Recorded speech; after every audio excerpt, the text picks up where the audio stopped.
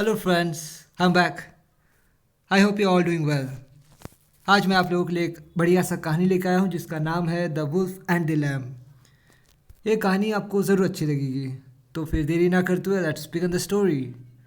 A hungry wolf was once drinking water at the stream. He caught sight of a lamb drinking water far down.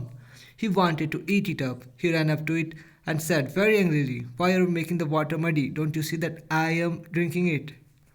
कहानी शुरू होती है एक लालची एक भूखा भेड़ से जो पानी पीने जाता है नदी किनारे।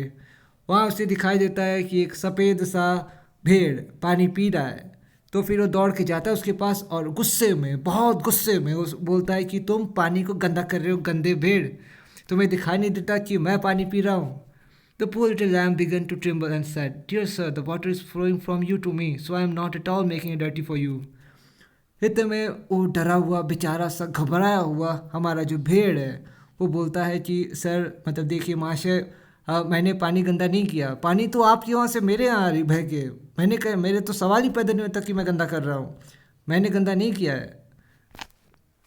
The wolf said, "But it looks dirty to me. If it is not you, then it must be your father who made the water dirty." The lamb said, "Sir, my father died long ago, so he could not have possibly done it."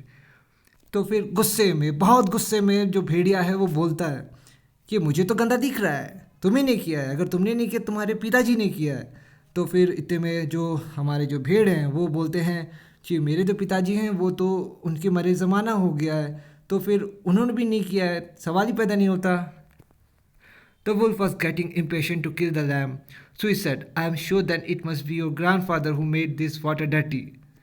तो फिर इतने में जो भेड़ है उसे बहुत बहुत, मतलब वो उसको सब्र नहीं हो रहा था। उसे उस भेड़ को मारना ही है, उसे खाना ही है। तो फिर वो क्या करता है कि वो बोलता है कि अगर तुम्हारे ने नहीं किया, तुम्हारे पिताजी ने नहीं किया, तो तुम्हारे पिताजी के पिताजी ने किया है, तुम्हारे दादाजी ने किया है, उन्होंने पानी ख़राब किया है। तो उतना बोल के and after saying so the cunning wolf pounced on the poor lamb and caught him. इतना बोलते ही ये जो भेड़ है वो कूद जाता है और वो चालाकी से जाके उस भेड़ को, जो सफ़ेद सा बेचारा छोटा सा, उसे वो खा जाता है, पकड़ लेता है। तो फिर कहानी पे ख़त्म हो जाती है, उसे खा जाता है। तो कहानी का सीख क्या है देख लेते हैं। Moral: any excuse is good enough for an evil door. बात ये बहुत गहरी है।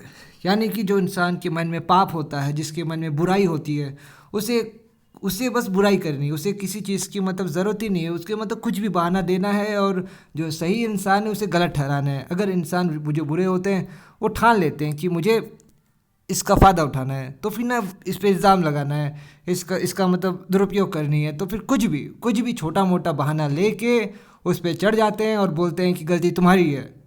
तो फिर अपने पावर का मिसयूज़ होता है। ऐसे बुरे होते हैं। तो फिर हमेशा ना मतलब ऐसे लोगों से ना दूर रहना चाहिए। तो फिर कहानी ख़त्म हो जाती है। आई होप आपको लोगों को अच्छी लगी होगी।